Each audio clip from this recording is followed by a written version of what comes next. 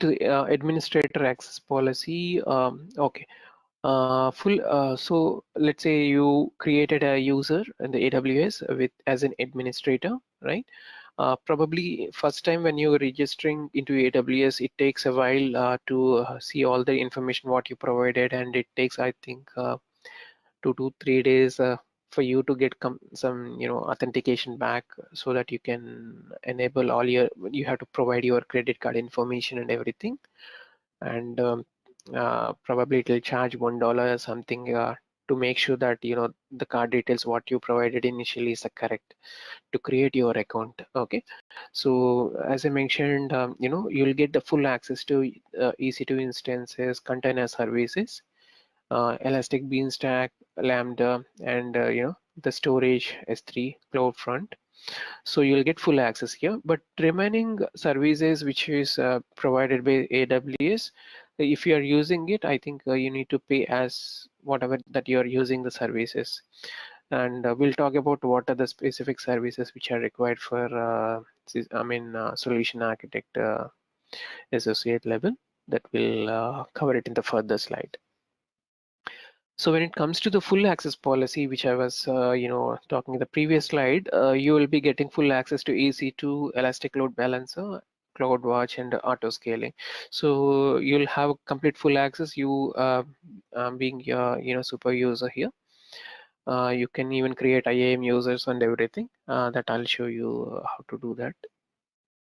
And coming to the S3, read-only access policy. So S3, like you'll have the read-only policy. You will not be in a position to delete something. You can even just write that policy being a normal user.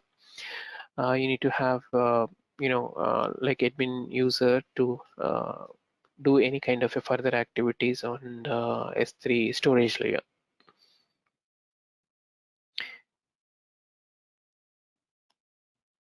Okay, coming to the JSON.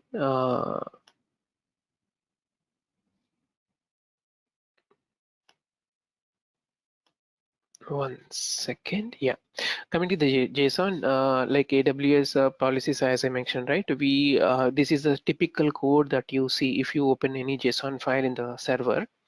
You'll see what is the version when it is created with the date, and it even says like what are the actions that you have performed on it, what kind of resources that you have access to it, like S3 bucket you have access, list of buckets. All this information will be stored in a JSON format. So it just only you don't need to worry about like the JSON how it is being stored, but when you do the configurations in the front end using the UI, you'll have all this information captured in a JSON format and stored in AWS. Okay, so you can create some kind of a policy information, and you can even see like what are the kind of permissions that you have given and how many buckets that you have, everything, all the information that you can see here.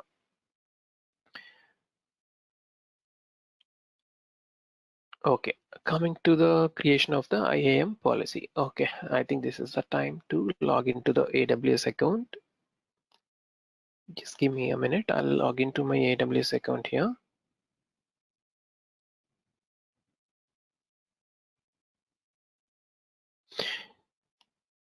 So I'm logging here as a root user.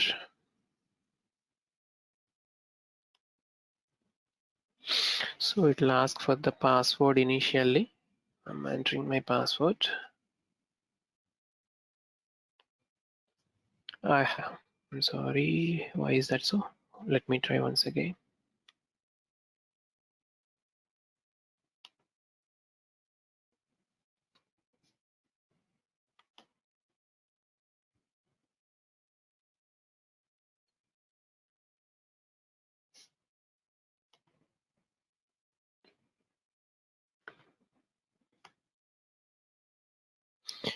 One second, I think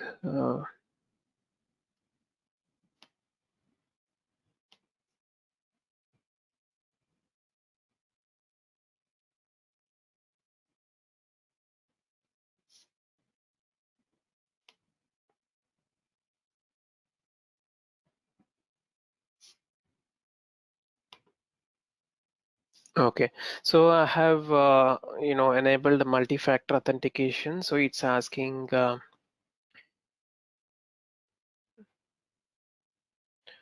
code, so which I would be using my app which I have installed in my mobile.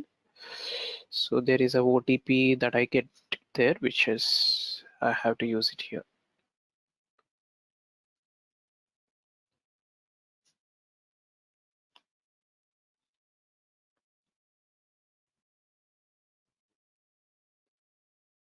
Okay, so I'm into the AWS cloud now.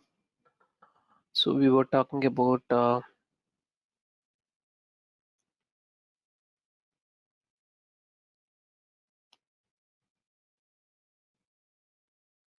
IAM user creation, right? So okay, I'm here. So I wanted to create one IAM user. I'll show you. You have the services recently I have visited. Probably I'll show you the services which you can go here and see the services which is used here. Like it has different sections like a compute, storage, database, blockchain, analytics, security and identity compliance and everything. So you have, it's already segregated separately based on the service wise. So here we go with the IAM service, which I wanted to show you to create. How do we create one IAM user? So here if you see, you need to choose the users here. So I have created a couple of users here, almost like 153 days back. So if I wanted to create new user, click on new user and give some name here, some te test user. Okay. And you can give like a kind of access type, whether it is a programming access or the managed console access, or you can give both the things. Let's go with the programmatic access first, and I'll click on permissions. And I can choose some groups, right? So I can put that particular IAM user to specific group. I'll be putting him into the Yeah, developer just group. can I see how you you got the IAM? Okay, you want me to go back to the previous screen and show you again? Yes, yeah, please. Okay, let me cancel it then. Okay, so you came to the IAS management. In No, the IAS, no. What you did was you were on a screen that was showing a lot of stuff right? like that. Yeah. These are the Okay. Yeah. services. Yes. Hmm. So like you need to click on services. So you'll see all the list of services. If you wanted to set something like IAM, you can directly type here, Yeah. or you can choose the service from the list which is here. Currently IAM I wanted to show, right? So I'll be clicking IAM here. Once you click on IAM, it will take you to the IAM screen, which is Identity and Access Management screen. Okay.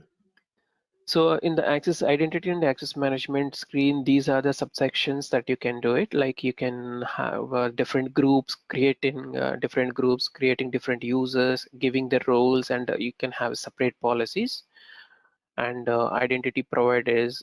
So before you create some users, I have some, these are the roles which I was talking to you, right? So Yeah. like you can have a service role for elastic load balancing, or for EC2 you have some services. So you have all the services which is already available to you. And coming to the groups, so I have created two separate groups here, like a sysadmin and sysadmin is already by default it has. So I have created Mm. HR group and a developer group here. It's just creating Yeah. let's see, when I'll create some group here. Mm. Okay, I have creating a group here, and the policy I wanted to give some policy here. I wanted to give IAM user change password access. Only this policy I wanted to give it. Okay, and create group. So now the group is created with the policy whatever I have given to that Mm. particular group. So now you go and create the users. So in order to create the users, you need to click on the users here, and you'll come to this section. and you need to click on add user. Okay, coming to administrator